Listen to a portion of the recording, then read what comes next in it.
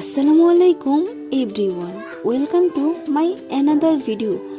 গরুর মাংস তো আমরা সবাই রান্না করতে পারি, কিন্তু সঠিক নিয়মে না রান্না করার কারণে গরুর মাংসের কালারটা সুন্দর হয় না, আবার টেস্টিও হয় না। সঠিক নিয়মে আর অনেক বেশি টেস্টি করে আজকের এই রেসিপিটা শেয়ার করছি। এই নিয়মে যদি গরুর মাংসটা একবার রান্না করে কাউকে খাওয়ান, তাহলে সে একবার খেয়ে বারবার চাইবে এভাবে গরুর মাংস রান্না করে খাওয়ানোর জন্য।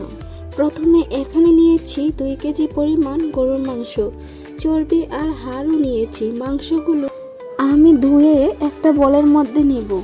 এখানে আমি 1 কাপ পরিমাণ পেঁয়াজ কুচি দিয়ে দেব, 1 টেবিল চামচ হলুদের গুঁড়া, 2 টেবিল চামচ রসুন বাটা, 2 টেবিল চামচ আদা বাটা। এখানে আমি দিয়ে দিব 1/2 চা চামচ গরম মশলা বাটা, 1 চা চামচ ধনিয়া গুঁড়া, লাল মরিচের গুঁড়া দিয়ে দিচ্ছি 2 চা চামচ।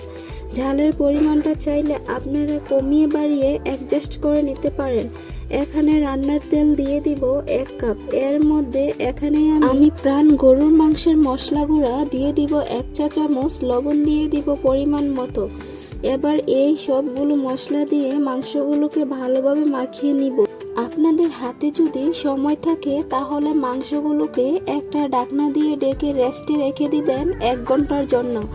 এতে করে রান্নার পর কিন্তু মাংসটা অনেক সফট হয় আর রান্না করতে সময়ও কম লাগবে। আর যদি সময় না থাকে তাহলে সরাসরি রান্নায় চলে যেতে পারেন। এই পর্যায়ে আমি একটা হাঁড়ির মধ্যে মাংসগুলো নিয়ে আমি চুলায় বসিয়ে দিব। মাংসগুলোকে এভাবে আমি কিছুক্ষণ কষিয়ে নিব। ভালোভাবে নেড়ে চেড়ে কিছুক্ষণ কষানোর পর দেখবেন মাংসগুলো থেকে পানি উঠেছে। আর ততক্ষণ পর্যন্ত কিন্তু মাংসটাকে কষিয়ে নিতে হবে। এইভাবে ঢাকনা খুলে চুলার আঁচটা একদম লোতে রেখে 10 মিনিটের জন্য ঢেকে মাংসটাকে আমি কষিয়ে নিচ্ছি। এই পর্যায়ে আমি দিয়ে দিব 3টা তেজপাতা। এখানে দেখতে পাচ্ছেন মাংস থেকে যে পানিটা বের হয়েছিল সেটা কিন্তু সম্পূর্ণভাবে শুকিয়ে গেছে। মাংস থেকে যে পানিটা উঠেছিল ওই পানিটা থেকে কিন্তু মাংসটা প্রায় 70% মতো সিদ্ধ হয়ে গেছে।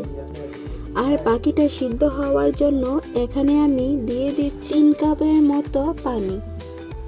আবারও আমি ঢেকে রান্না করব পানিটা সম্পূর্ণ শুকিয়ে মাংসটা সিদ্ধ হয়ে যাওয়া পর্যন্ত।